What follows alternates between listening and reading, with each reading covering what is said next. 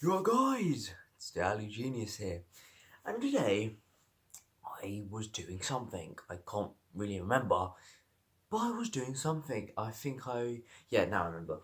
Um, I was basically got school in a few days, so I decided to get rid of some stuff that was in my bag, right? And I did, and I somehow came across one of my old boxes, and I opened the box, and the first thing I saw was something that I remember, and I was like, yeah, I'm gonna make a video about this like later today, and that's what I'm gonna do.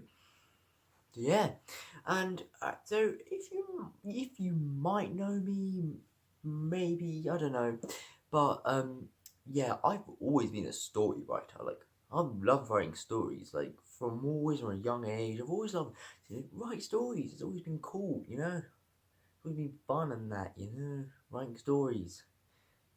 Because especially like I love doing it still. I'm trying to like work on something right now, and it's fun to do. It's kind of like a little other pastime that's not watching you know videos or playing games. Anyway, so it's right here. It's like the end of year 6, and I'm going to read it out. I honestly haven't read this in a while. I thought I was going to, but then I decided not to for the benefit of the video. So it's called Haunted Towers. That might be backwards. I don't know. Haunted Towers and spooky writing. Like there's not even like anything in it. Like we were supposed to like get all the chapters and stick it in, but there's nothing in here. Well, apart from the first chapter. But anyway, okay, I've got to sort these out because I remember writing numbers on these. Yeah, I've got them all out. That's good. Yeah, I don't have 3. I tried to look for it so much just like a few minutes ago, and I could not find 3. So we're just gonna have to forget 3, and hopefully I'll find it when I'm done. Hopefully, if I find it in another video, if I find it in the next video, I'll watch it. Read it. Anyway, let's go. Oh god, alright. I think the last time I watched this was quite a bit back. Okay, alright. Let's read. Trust me, you can tell what kind of reader I am. No, I think I'm gonna. Should I just read it? Should I comment? So should I read it, or should I just read it now and then commentate after, or read while I'm commentating? I'll try reading and commentate. Okay. Oh. Despite the gloomy and creepy atmosphere of Evershade Wood, Michael cherished this natural place. He treasured the gentle rustling of the buttergreen leaves, the chocolate colour of the thick hollow tree trunks. But most of all, he loved the mystery on the other side. The other half of the dingy forest was rigorously forbidden to all visitors, and this tale is about the thing, quotation marks, on the other side. You can not too much about my writing yet. Like I think I'll do a paragraph. Not too much. Doesn't say too much about my writing, but yeah, okay. Ooh, Michael was very a subservient soul. What does that mean? Oh, what's that? Yeah, go away. Like what? A subservient? Okay, anyway.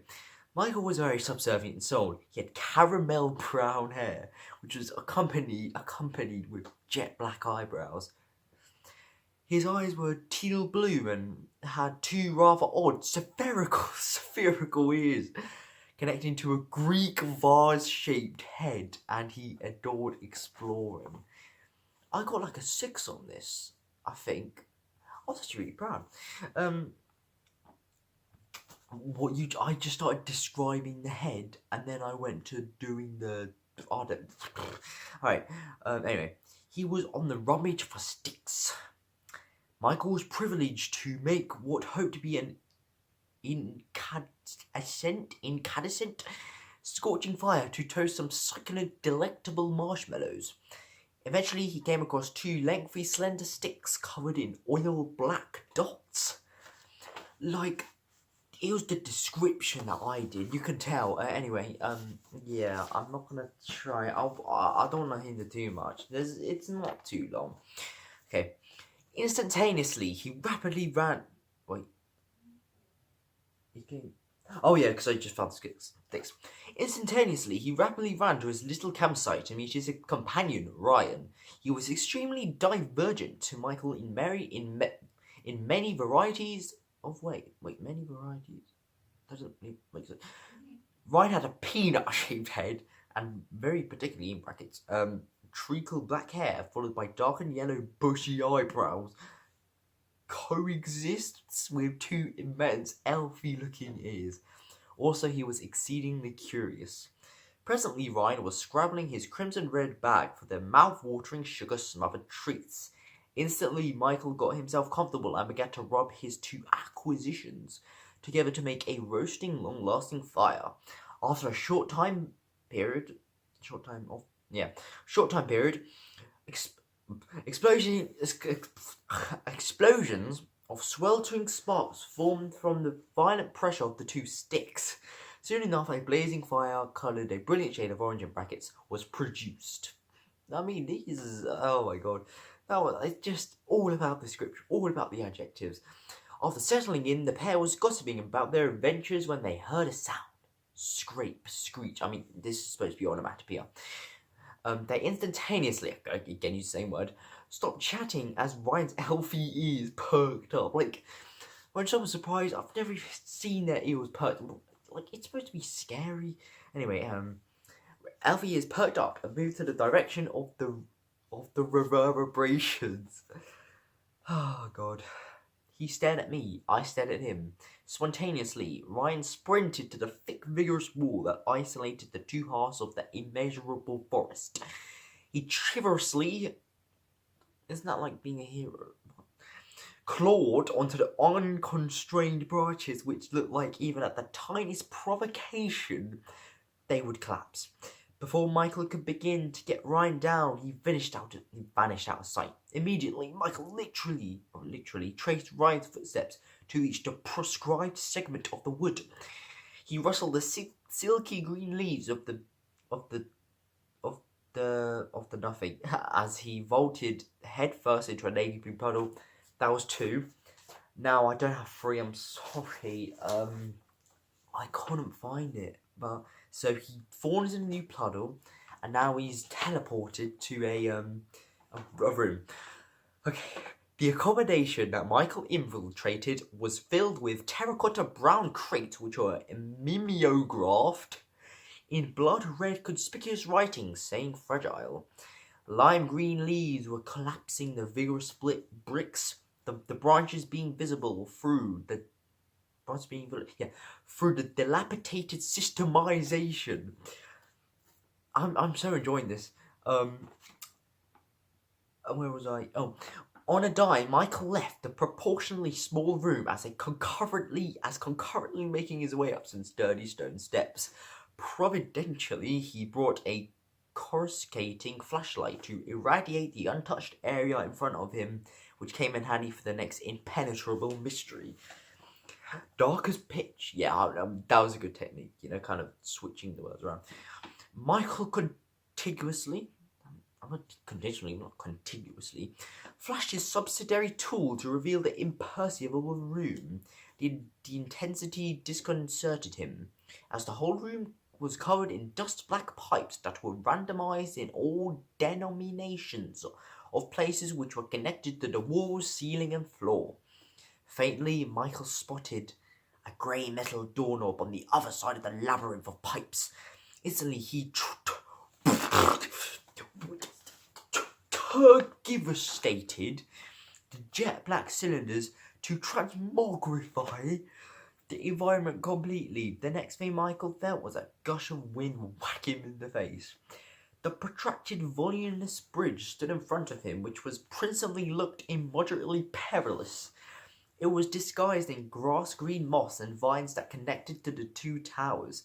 Violet-coloured circled the perimeter of the giant tree, squawking deafeningly in the process. Gulping in a miscellany of trepidation and imperceptible excitement, Michael raised his right foot and touched the robust wooden floorboard.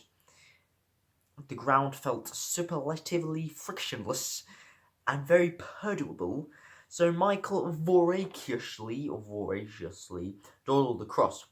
The view was strikingly blood-curdling, with the ground being rock-hard stone. Eventually, Michael made it across the venturesome bridge and nonchalantly opened a rusty rogue door to yet another I think I was supposed to say area, but type of R. And yet another untouched R, probably for centuries. I'm guessing that's area. Yeah, I want to try.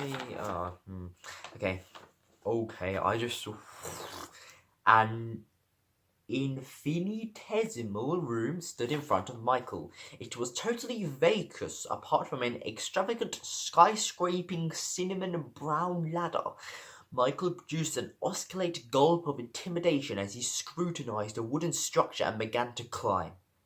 And climb. And climb. And climb. Oh no, there's no more.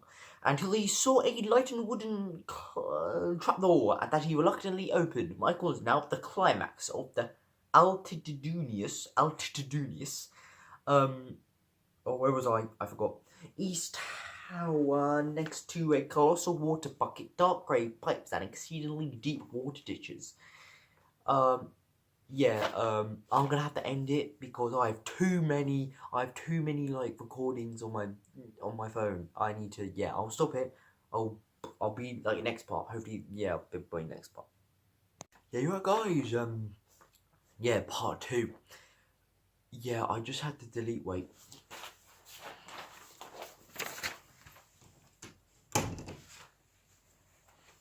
Perfect. Absolutely. So, basically, we're gonna continue reading my haunted tower story that I wrote in year 6. So I want deep water ditches. The milky, silky stars gazed down on him, and the volume.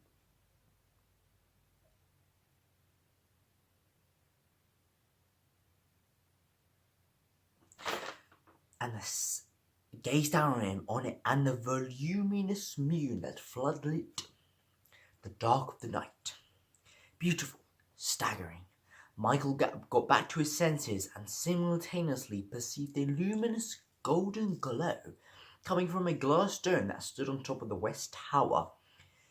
But how was Michael going to get there? Well, I'll tell you. Then suddenly, consolidated sharp branches formed on the immense tree trunk, just like magic. That meant only one thing. Parkour. That doesn't sound that bad, but I don't know, it's just parkour, it doesn't fit. Michael immediately leaped from his scaffolding and landed on one branch, then another branch, then another, and another, until he had an excruciating pain that fled his spine because of a razor-sharp shard of glass had sunken into his flesh and nauseating blood was being released from his captive chamber of skin. Oh, I'll read that again. And another, until he had an excruciating pain that fled his spine because of a razor-sharp shard of glass had sunken into his flesh and nauseating blood was being released from its captive chamber of skin. False flesh. Getting up from his several minutes of unconscious, he just realized that he was drowning.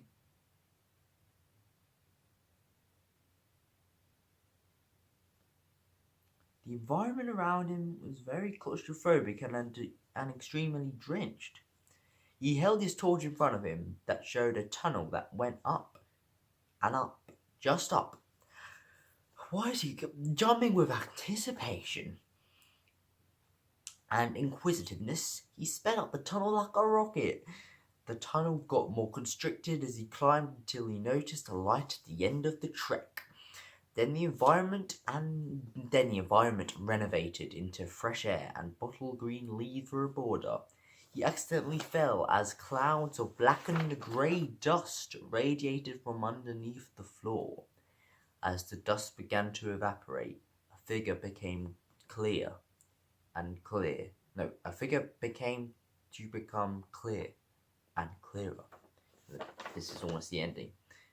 The ivory white figure had their eyes sucked into the center of their sockets with a creepy mouth with blood coated fangs, and they had a few minor details that reminded of someone familiar. Familiar indeed.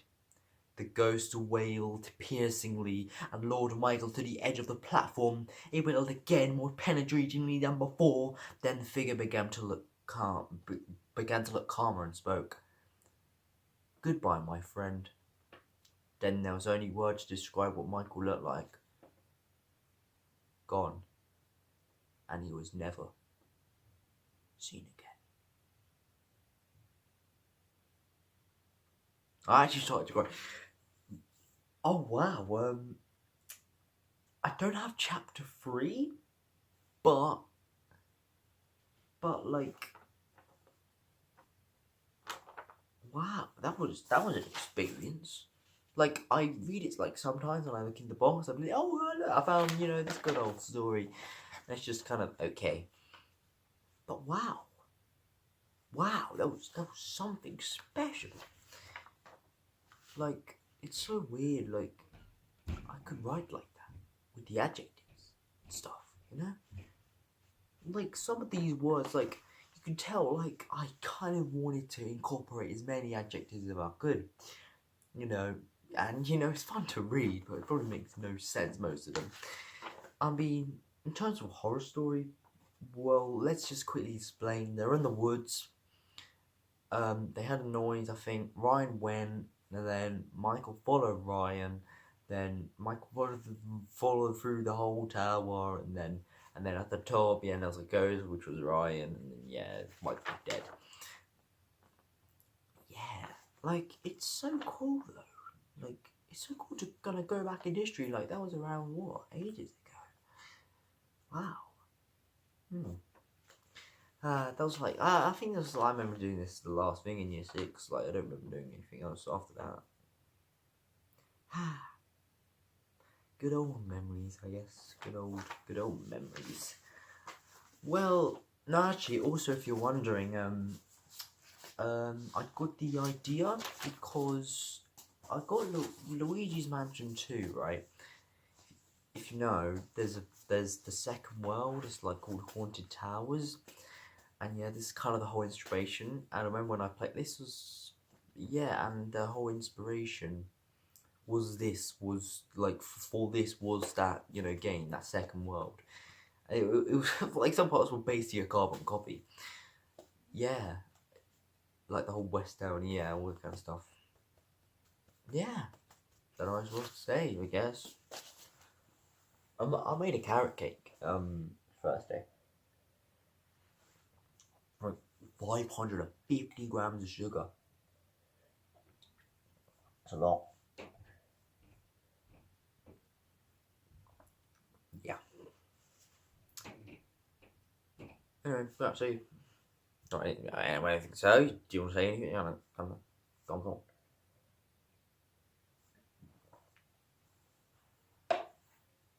Yeah. Alright, see you.